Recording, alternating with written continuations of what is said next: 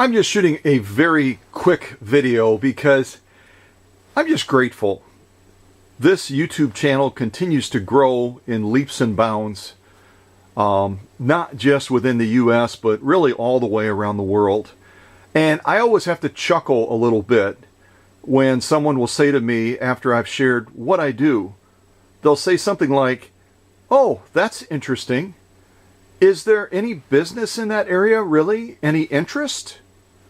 Well, I thought I would give you kind of an insider's view, a backstage pass, if you will, to some of the stats, only a fraction of the stats that YouTube gives me, so that I'm able to have a clearer picture of who's interested in what we do on this channel. So as I kind of come down a little bit, I'll show you that over the last 28 days, which is basically January 28th through February 24th, we've had, and this doesn't account for all the watch time, but we've had watch time on our videos of about 102,262 minutes. And what does that equate to? Some of you that are really good with math may already have that number, but if I take 102,262, and again, this is over just the last 28 days, and there are some months that are almost twice this number. But if we divide that by 60 minutes for an hour, we're looking at about 1,704 hours of watch time within a 28-day period. For our niche market of vintage sewing machines, that's pretty doggone impressive. And again, that's not the totality of the watch times. That's what they've accounted for within these stats. And as I scroll down, I wanted to show you something else.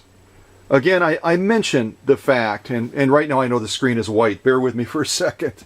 I know I mention on a regular basis the interest in what we do around the world. YouTube gives me on videos a summary of countries that watch this channel on a regular basis, and they might be part of that huge number that I just shared with you. They may not be, but obviously the US is part of that. We have Canada, United Kingdom. I'm going to kind of scroll down a little bit. Sweden, Germany, Mexico, my friends in Australia, India, Italy, Norway, the Netherlands, Brazil, Poland, Thailand, France, Turkey, Romania, the Philippines, Algeria, Spain, Morocco, Indonesia, Colombia, Argentina, South Africa. The list goes on, by the way. I think I have to scroll all the way back up now, so bear with me for a second. I do. Let me just check the camera shot, so hopefully you're seeing what I'm seeing. Yeah, wow, I'm getting pretty good at this. Haha. So, continuing on the countries, Denmark, New Zealand, Russia, Ukraine, Finland, Vietnam, Iraq, Greece, Ghana, Egypt, Belgium, Lebanon, Pakistan, what is that, Osta, Zambia, Lithuania, Bosnia, Malaysia, Portugal, Belarus, Kazakhstan, Bulgaria, Nigeria, Costa Rica, Japan. Yeah, I don't know if I'm going to be able to show all these.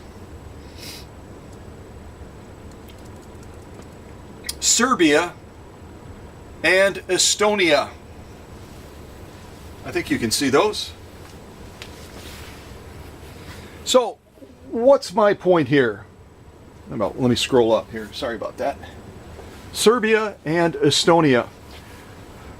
My point is, the next time someone asks you, someone that's not within our circle, and they go, so what do you have an interest in? What do you spend a lot of time doing? And you say something like sewing or quilting, or working with your vintage sewing machine.